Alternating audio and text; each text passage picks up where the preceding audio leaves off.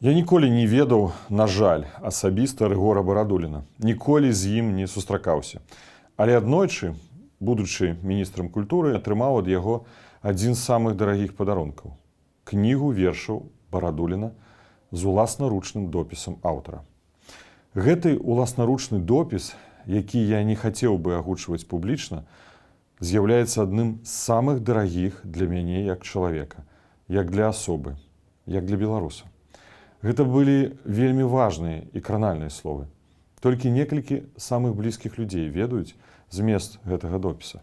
Але да гэтай пары, калі я ўзгадваю гэты падарунак, шмат у чым тыя словы мяне матывуюць.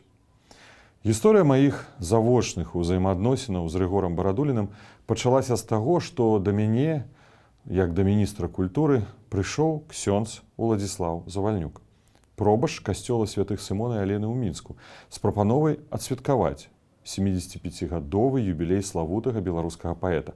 Гэта не была ініцыятыва самого спадара Барадуліна, але гэта была ініцыятыва беларускай грамадскасці. Памятаю, што праз некаторы час у мяне была сустрэча з Лукашенко. Падчас гэтай сустрэчы сярод іншых я падняў і пытанне юбілея Рыгора Барадуліна, аднаго з апошніх народных паэтаў Беларусі. Апошнім быў Ніл Гілевіч, якога не стала ў 2016 годзе. Была прапанова, каб адсвяткаваць юбілей Рыгора Барадуліна ў Палацы Рэспублікі. Не магу сказаць, што гэты аб'ект мне шчыра падабаецца, але ідэя была ў тым, каб выкарыстаць пляцоўку, якой можна змясціць як мага большую колькасць людзей. І Палац Рэспублікі для гэтага пасаваў. Лукашенка на гэта адрэагаваў адмоўна, але не выказаў пярэчанняў на карэкціроўку прапановы, бо былі і запасныя варыянты – Беларуская дзяржаўная філармонія і Нацыянальны акадэмічны тэатр імя Янкі Купалы. Тэатр Купалы таксама не падышоў дыктатару. Але Лукашенка махнуў галавой на філармонію. Мы пачалі рыхтаваць мерапрыемства. Я даў пісьмовае даручэнне Белдзяржфілармоніі, правёў некалькі размоваў з дырэктарам, планаваў і сам пайсці на юбілей, каб асабіста павіншаваць народнага паэта Беларусі Рыгора Барадуліна. Але літаральна за дзень да гэтага раздаўся тэлефонны званок.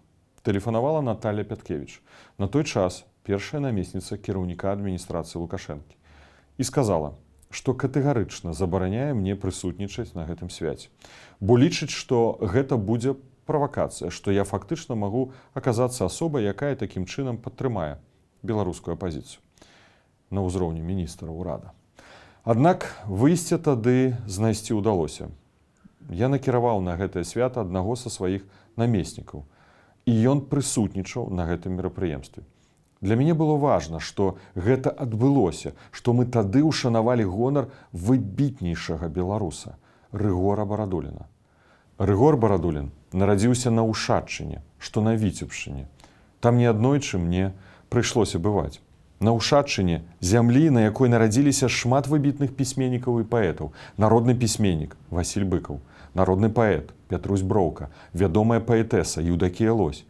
Барадулін быў сапраўдным беларусам, народным беларусам, які перадаў беларускую самаідэнтычнасць у сваіх творах. Гэты каштоўны падарунак ад Рыгора Барадуліна, які я узгадаў у пачатку, я часта успамінаю, перачытваючы творы славутага аўтара.